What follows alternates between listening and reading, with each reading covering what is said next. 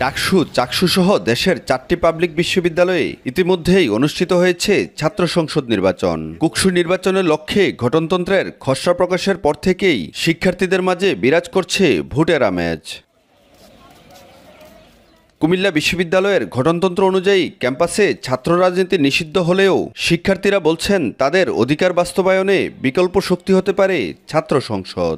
থেকে কুমিল্লা বিশ্ববিদ্যালয়ে যে ছাত্র সংসদ নির্বাচন বা কুকসু নির্বাচন, এটা আসলে আমাদেরকার দাবি দেওয়ার চেয়ে এখন আসলে এটা একদম সময়ের দাবি হয়ে গেছে।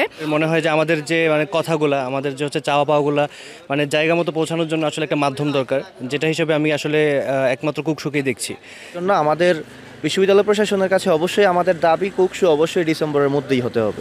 বিভিন্ন সীমাবদ্ধতা উপেক্ষা করে শিক্ষার্থীদের সমস্যা সমাধান ও নিরাপদ ক্যাম্পাস বিনির্মাণে শিক্ষার্থী বান্ধব নেতৃত্ব চাচ্ছে সাধারণ শিক্ষার্থীরা। আসলে বিতর্ক থাকবে, যেহেতু শুরুর পথ ছাড়া অনেক কিছু হয়, অনেক কন্ট্রোভার্সি থাকে।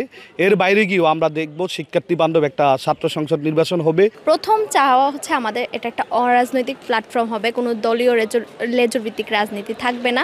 সকল নিয়ম মেনে দ্রুতই নির্বাচনের ব্যবস্থা করা হবে বলে জানিয়েছেন বিশ্ববিদ্যালয়ের উপাচার্য। ইতিমধ্যে এই নীতিমালা ছাত্রদের জন্য ওপেন করে দেওয়া হয়েছে তাদের মতামতের জন্য। খুব শিগগিরই এটা শেষ হবে। শিক্ষা মন্ত্রণালয়, তারপরে আইন মন্ত্রণালয় থেকে ভেটিং নিবে, তারপরে চ্যান্সেলরের অনুমোদন নেবে। অনুমোদন হয়ে আসলে আমরা তখন নির্বাচনের ব্যবস্থা করব।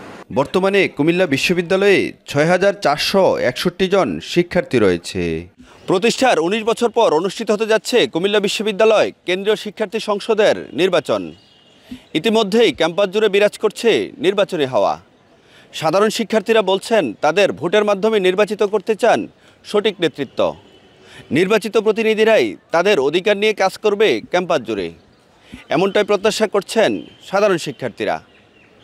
আবু মুসা, মাই টিভি, কুমিল্লা বিশ্ববিদ্যালয়, কুমিল্লা।